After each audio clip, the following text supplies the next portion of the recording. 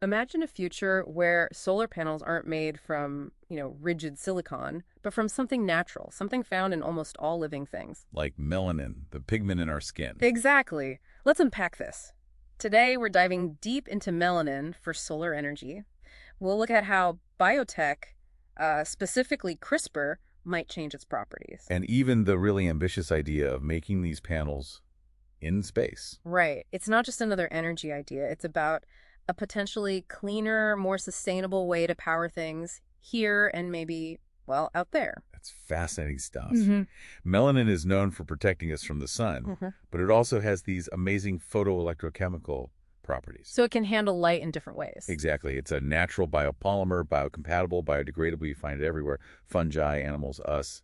And it acts like an amorphous semiconductor, Meaning? meaning it conducts electricity when light hits it, but it doesn't need that perfect crystal structure like silicon. Okay, so less rigid. What's the big advantage for solar then? Well, its main trick is absorbing light across a huge range. UV, visible light, even infrared. That's way broader than silicon, isn't it? Much broader. And think about it, it could be flexible, maybe wearable, even used in medical devices. Silicon just can't do that. Plus, it's a greener alternative. Greener how? Making silicon is pretty hazardous, lots of nasty chemicals, and disposal is an issue. Melanin avoids a lot of that.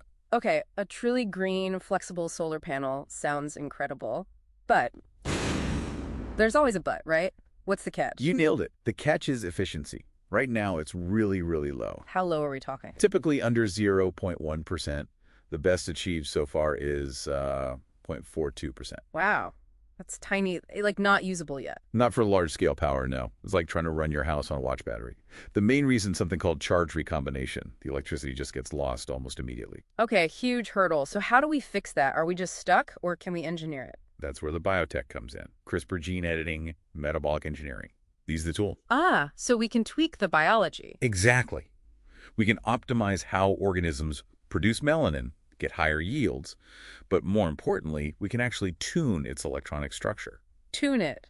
Like, change its fundamental properties. Sort of. We can adjust how it absorbs light.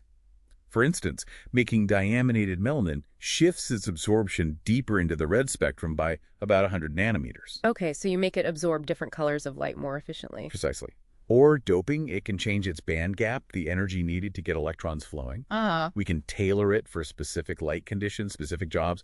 It's really precision engineering at the biological level. That's pretty amazing. Okay, let's shift gears to the really out there idea. Making this stuff in space. Why? Right, it sounds wild, but there's logic. Microgravity, the near weightlessness in space, might let melanin form structures that are just impossible to make down here on Earth. Like more perfect structures. Potentially, yes. Maybe structures with much better photovoltaic properties.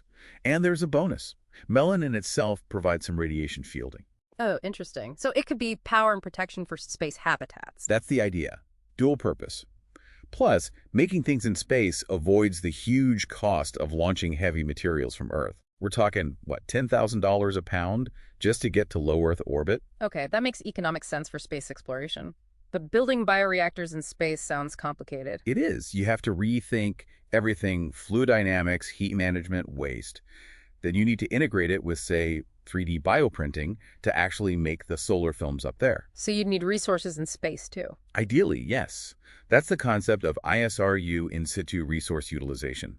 Using water, ice, or CO2 found on the moon or Mars, recycling waste, creating a kind of self-sustaining space biofactory. Okay, this is definitely future-forward thinking. Let's bring it back down to Earth for a second. Yeah. What are the absolute biggest roadblocks right now? Number one is still that tiny efficiency, that 0.42% peak, and the related issue of charge recombination. We need a huge leap there. And do we even know how it works well enough? That's the other major hurdle. We don't fully understand the fundamental physics of how melanin converts light to electricity. That makes it hard to design improvements rationally. Right. And then space manufacturing adds a whole layer of complexity. Absolutely. Huge operational and logistical challenges. And ultimately, it needs to be economically viable. The cost of electricity it produces, the LCOE, has to become competitive. Right now, the melanin market isn't about solar power at all. So summing up, melanin, this common natural pigment, has this incredible untapped potential for solar energy. We might engineer it here on Earth using tools like CRISPR.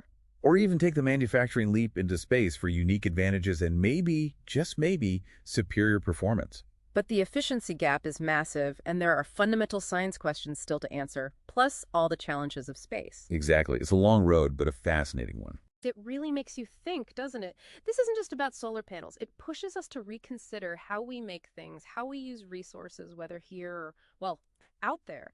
And it leaves you wondering, what other everyday natural materials might be hiding revolutionary solutions just waiting for us to look closer?